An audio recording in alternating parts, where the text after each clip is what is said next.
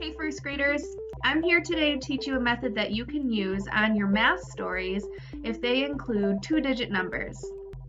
Two-digit numbers, like the number 36, have two digits or two numbers in them that represent groups of tens and ones. So 36 has three tens in its tens place and six ones in its ones place. Now, when we learned this in the classroom, we used cubes often to represent groups of 10 and 1s. So this big stick of 10 cubes would be a 10, and an individual cube would be a 1. So let's take a look really quick at what that would look like for the number 36. If we wanted to represent the number 36 using cubes, we would start with our sticks of 10, counting by 10 each time we place one down. 10, 20, 30. Now that we have enough tens, we need to switch to counting our ones. 31, 32, 33, 34, 35, 36. Remember, when we are placing our ones, I like to remember to put them in a group of 5 and some extras. That way they're much easier and quicker to count. Solving math problems using cubes and groups of tens and ones can be a lot of fun, but we don't always have cubes with us.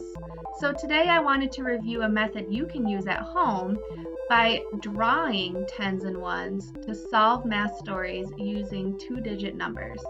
Let's take a look at what that would look like. Here's an example of a math story that uses two-digit numbers. Max sees 26 ants on his picnic blanket.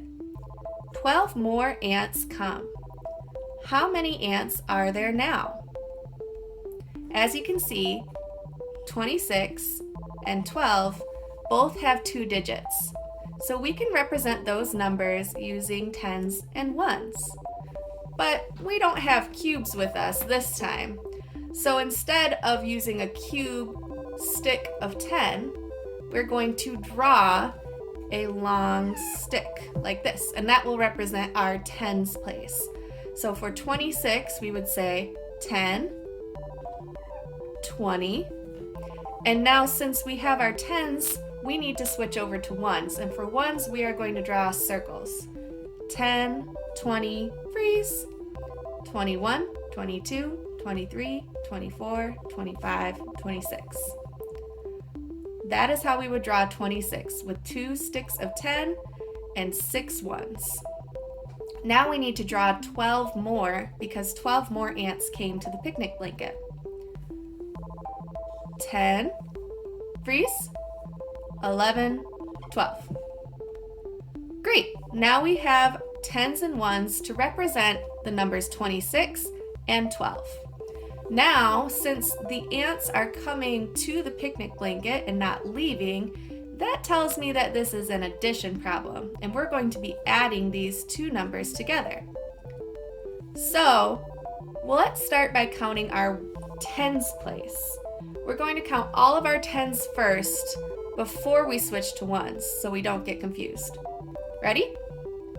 10, 20, 30. Freeze! Now let's switch to our ones. 31, 32, 33, 34, 35, 36, 37, 38. So, 26 plus 12 equals 38. Max saw 38 ants on the picnic blanket in all. We can also use this drawing method for two-digit math stories that involve subtraction. Max sees 26 ants on his picnic blanket. 12 ants leave. How many ants are left? To start this, we need to know how many Max saw first.